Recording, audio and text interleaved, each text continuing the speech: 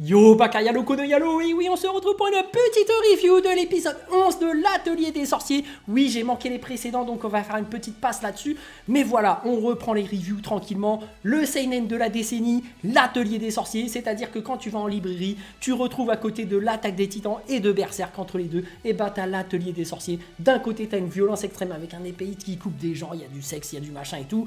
Et après, t'as l'Atelier des Sorciers, tout simplement, voilà, un peu de douceur dans ce monde de violence. Même si à côté il y a des géants qui courent tout nus et qui bouffent des humains, voilà. Là, on a l'Atelier des Sorciers, tout simplement, une pépite.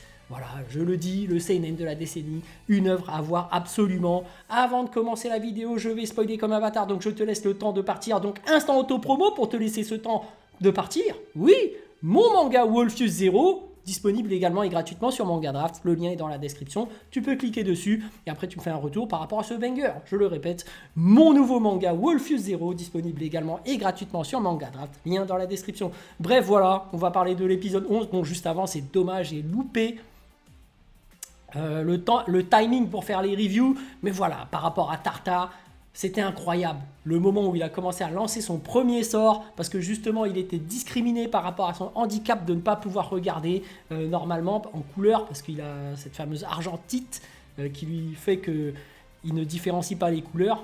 Bah, c'était magnifique. Et c'était Coco qui l'avait inspiré pour lancer son sort. Donc voilà, j'ai loupé la review, mais bon, voilà, je suis dégoûté, mais on va continuer par rapport à cet épisode 11 qui va s'attarder sur Tricé, donc le personnage de Tricé qui est mystérieuse. Là, on en apprend plus par rapport à son passé. Bon, elle a été abandonnée par Riri, apparemment sa sœur. On apprend également que son véritable nom ici, c'est Tricérite. Donc, en fait, Riri, ce qu'elle aimait, c'était justement de voir les sorts de Tricé, mais l'identité même de Tricé derrière ses sorts. La particularité de ses sorts, c'était ce qui faisait son identité. Et Tricé, en fait, c'est pour ça qu'elle ne veut pas grandir. Elle a peur qu'en apprenant des sorts des autres, elle perde sa véritable identité. Et c'est cette identité qui permettrait à Riri de la reconnaître. Et c'est pour la retrouver, en fait, qu'elle ne veut pas grandir, qu'elle ne veut pas faire évoluer ses sorts. C'est pour que justement Riri puisse la retrouver et que les deux se retrouvent enfin. Il semblerait que ce soit sa sœur, des gens de la même famille, mais qui se sont perdus de vue. Et donc, son objectif, c'est de la retrouver. C'est juste ça. C'est très intéressant parce que justement, malgré le fait qu'elle ne veut pas grandir, qu'elle ne veut pas apprendre des sorts, parce qu'on dit qu'un artiste, un dessinateur, parce que c'est ça le propos finalement, parce que quand on te dit que dans l'Atelier des Sorciers, tu dessines et ça fait de la magie, c'est pour un peu te vendre du rêve par rapport au métier de dessinateur. L'autrice te vend un peu sa passion derrière. Et elle te dit, ouais, c'est magique, je dessine, ça fait de la magie. Et derrière, elle te dit que, voilà, elle te montre un peu son univers. En même temps, elle extrapole en disant que c'est un monde magique, tout ça. Mais derrière, il y a quand même une certaine identité dans ce que tu dessines. Et en fait, malheureusement, bah, cette identité, tu peux un peu la perdre. Mais si tu veux grandir, si tu veux progresser dans le milieu du dessin, tu es obligé d'apprendre des autres. Et donc, en fait, là, Tricé dans sa tête, elle se dit, j'ai une bonne base pour pouvoir faire mes propres sorts, donc je n'ai plus besoin d'apprendre. Or, tu sais très bien qu'un dessinateur, dans la vraie vie, il apprend toujours. Même en dessinant, même des mangaka professionnels, tu le vois au cours de leur publication, leur dessin progresse. Et en fait, c'est à force de dessiner que tu progresses, mais également en regardant les dessins des autres. C'est pour ça que les dessins dans le manga de l'Atelier des Sorciers t'apprennent vraiment beaucoup de choses, parce que l'autrice a vraiment bien étudié l'art, le dessin, et tu peux voir à chaque planche la particularité spéciale qu'elle y met. Tu vois vraiment qu'il y a une profondeur, une technique assez impressionnante sur chaque dessin, et ça t'apprend quelque chose. Mais bref, là on parle de l'animé, et on peut voir que Tricé, justement, on va s'attarder sur elle.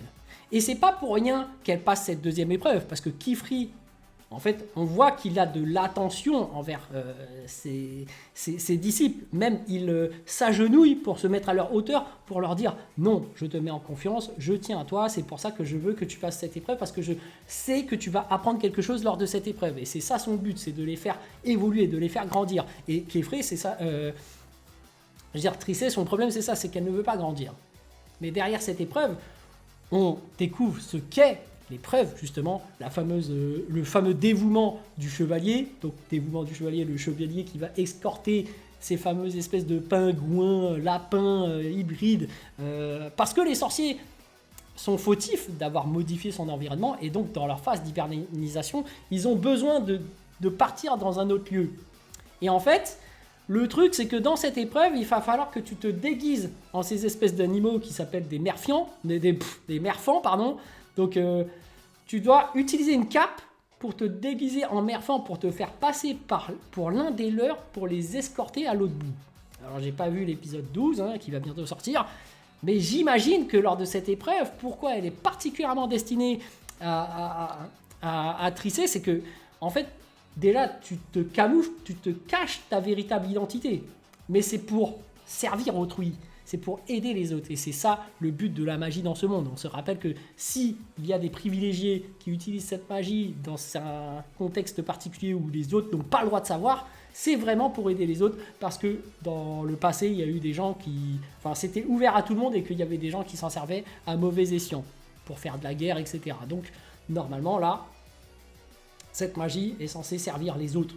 Et tu es censé, voilà, même si c'est tes propres sorts, tu es censé l'utiliser pour le bien des autres. Et c'est intéressant aussi parce que dans cet épisode, on a Oli, donc le deuxième professeur qui est avec Kifré, qui a préparé ses propres sorts. On sait qu'il invente des sorts déjà avec les dalles lumineuses, c'était lui qui avait créé ce sort. Bah là, il en a créé un autre, une espèce de pierre chaufferette, voilà, ils appellent ça comme ça, pour te permettre de dormir plus facilement. Et on voit vraiment qu'il y a de l'amour envers non seulement les disciples de Kifré, mais également pour lui, parce qu'il en a fait une exprès pour Kifré. Donc tu sens qu'il y a une certaine relation entre Oli et Kifré qui est cool, tu sens qu'ils s'entendent très bien, c'est une équipe et qu'il y a de la bienveillance derrière tout ça. Et donc c'est beau. Voilà. Bon, dans cet épisode, on voit qu'il y a une espèce de serpent avec une sorte de portail, de porte des étoiles qui fait que le chemin a été modifié et ça va peut-être être un labyrinthe. Mais on voit que lors de cette épreuve, il y a Agathe qui va la passer, il y a Tricé, mais il y a également un autre disciple de quelqu'un d'autre. Alors c'est Yini, il s'appelle. Et apparemment, il aurait déjà passé l'examen 2 fois, mais en ayant échoué. Donc tu as son maître Kokro, donc, qui est vraiment un mauvais sensei. Il arrive devant les autres, il le critique. Il dit ouais, c'est un bon à rien, tout ça. Est-ce qu'on pourrait pas échanger?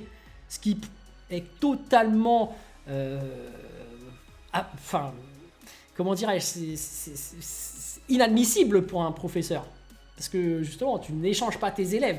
Normalement, tu en as un et tu es censé en prendre soin. Lui, non, il en a rien à foutre. Il dit, ouais, le mien, il est mauvais. Vas-y, on échange. Et quand il y a Tricé qui dit, non, moi, je veux pas grandir. Il est tout de suite là en train de faire des réflexions d'aigri qui fait, ah là là, vas-y, c'est des élèves à problème. Ils sont problématiques. Ils font chier, tout ça. On se demande si lui n'aurait pas perdu sa vocation de professeur. Parce qu'en tant que professeur sensei, ton objectif, c'est de faire évoluer tes élèves, les faire grandir. Et normalement, derrière tout ça, c'est une vocation, c'est une passion que tu aimes bien faire parce que tu aimes bien voir les autres évoluer. Tu as quand même un certain altruisme et lui, en fait, il a complètement perdu. Et même à la fin, lorsque l'examen commence, le mec se barre. Il n'assiste même pas à son disciple qui va faire l'examen, tu vois. Donc, c'est quand même problématique. D'un autre côté, le disciple a perdu 2 fois. Ça veut dire que lors des examens précédents, il avait accompagné d'autres personnes qui faisaient l'examen. Et du coup, face à la difficulté, il a dû voir les sorts utilisés. Donc le côté imagination, le côté créatif pour pouvoir sortir d'une situation, il a plus ou moins l'expérience maintenant. Il doit se dire, j'ai vu comment les autres ont fait pour réussir cet examen, donc je vais m'entraîner pendant quelques années à réussir ces sorts pour pouvoir revenir dans cet examen avec ces sorts-là. Donc normalement, avec l'expérience, tu es censé avoir plus de facilité pour réussir l'examen. Mais bon, après on va voir comment ça va se passer, parce que justement, tu as Agathe, tu as Tricé, on sait très bien que c'est des caractères forts et que forcément, les deux vont peut-être réussir. Alors du coup, on va voir comment ça va se passer, parce que quand même, l'histoire tourne autour de Coco.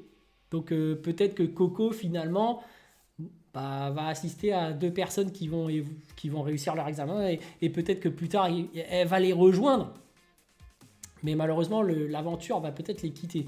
Donc faire que le chemin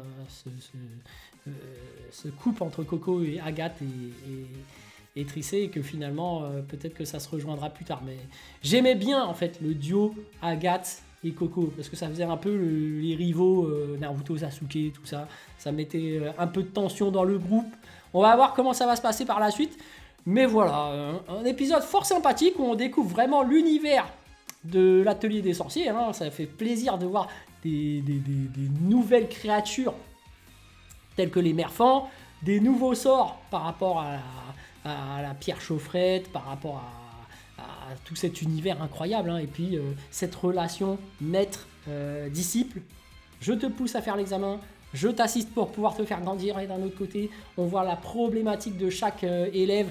Il y en a une qui ne veut pas grandir, il y en a une comme Coco qui est vraiment passionnée par la magie, et on a cette relation entre Coco et Tricé qui était développée dans cet épisode, parce qu'on voit que Tricé justement ne veut pas grandir, donc s'enferme dans son monde, dans un espèce de souterrain où elle a fait ses propres créations. Il y a Coco qui découvre ce lieu, et elle en fait, Coco, c'est tout l'inverse. C'est-à-dire que Tricé, c'est fermeture d'esprit, se concentre sur elle, ce qui est bien pour un artiste, parce que finalement, t'as ce côté égoïste qui te permet de créer ta propre création. Et d'un autre côté, Coco qui est complètement ouverte à la découverte, qui est complètement fascinée par ce monde, qui n'a qu'une hâte, c'est de progresser, alors que derrière elle, elle ne veut plus progresser. Le contraste est fait. Il y a Coco, il y a Tricé, totalement différentes, mais d'un autre côté, il y en a une qui est plus expérimentée. Et donc, Coco apprend de ses aînés, et en même temps, c'est beau, quoi. Voilà, tu as des relations entre les différents disciples, et tu vois que c'est vraiment Coco qui pousse Tricé quand même à évoluer.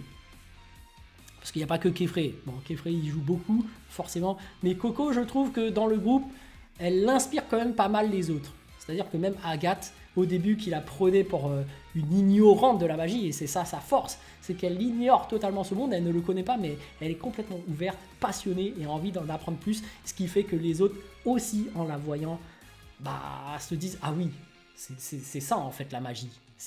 Ça reste de la beauté, ça reste de la passion, et on doit retrouver ce côté-là qu'elle a. » Bref, épisode super intéressant. J'attends l'épisode 12 avec impatience qui sort déjà demain. Donc voilà, on reprend les reviews tranquillement, et puis c'est parti. Hein. Bon, sur ce les amis, je vous dis donc à plus dans le bus, ou plutôt à plus tard dans le car, ou plutôt à bientôt dans le bateau.